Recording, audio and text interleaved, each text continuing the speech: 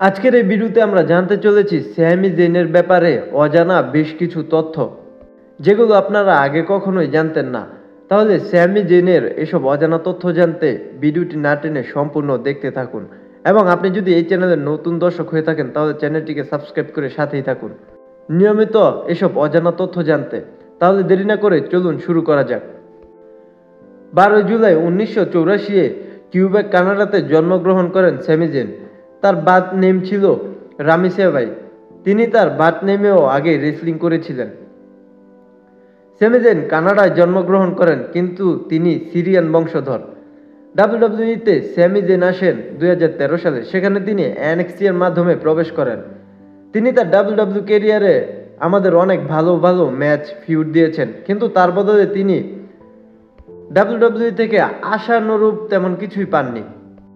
ডাব্লিউডাব্লিউইতে আসার আগে তিনি রিং অফ হনরে রেসলিং করেছেন 2005 থেকে 2012 সাল পর্যন্ত।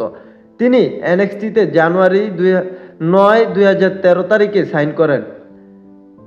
30 জানুয়ারি 2013 মেডিকেল টেস্টে উত্তীর্ণ হওয়ার পর ডাব্লিউডাব্লিউ এর সাথে অফিসিয়ালি সাইন করেন এবং ফেব্রুয়ারি 13-তে তিনি ডেবিউট করেন।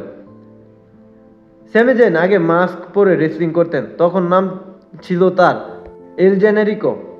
স্যামি জেন একবার এনএক্সটিতে মাস্ক পরে বো ডালাসের বিপক্ষে ম্যাচ খেলেছিলেন। সেই ম্যাচে তিনি ইন্ট্রোডিউস হয়েছিলেন এল লোকাল নামে। 12 জুন 2013 সালে তিনি সর্বপ্রথম সিজারোর কাছে পিনফলে হারেন এবং ডিসেম্বর 11, 2014 সালে তিনি নেভিলকে হারিয়ে প্রথমবারের মতো এনএক্সটি চ্যাম্পিয়ন হন। চ্যাম্পিয়ন হওয়ার 62 দিন পর তিনি কেভিন ওয়েন্সের কাছে টাইটেল হারান। যদিও কেভিন তাকে ক্লিনলি হারাতে পারেননি, এখানে রেফারির কিছু ত্রুটি ছিল। এনএক্সটির পাশাপাশি তিনি রুহ এও ট্যাগ টিম এবং টেলিভিশন চ্যাম্পিয়ন ছিলেন। 4 মে 2015 জন সিনার বিরুদ্ধে US title open challenge accept করেন। ম্যাচটা ছিল তার হোমটাউন মন্ট্রিয়ালে। সেখানে তিনি প্রচুর পরিমাণ চিয়ার পান, কিন্তু দুর্ভাগ্যবশত তিনি হেরে যান। এই ম্যাচের পরে রিপোর্ট আসে তিনি শোল্ডারের ইনজুরিতে পড়েছিলেন। Sami Zayn former WW superstar Savio ভাগার কাছে ট্রেনিং নেন। স্যামি জেন মেইন রোস্টারে কেভিন ওয়েন্স এবং জন সিনার সাথে ম্যাচ খেলার আগে এক হাউস শোতে ম্যাচ খেলেন। স্যামি জেন ডাব্লিউডাব্লিউতে আসার আগে 14টি দেশে বিভিন্ন রেসলারের বিপক্ষে ম্যাচ খেলেন। স্যামি জেন ডাব্লিউডাব্লিউতে জয়েনের জন্য সিজারোয়ের সাথে ম্যাচ খেলেন এবং সেই ম্যাচটি তিনি হারেন।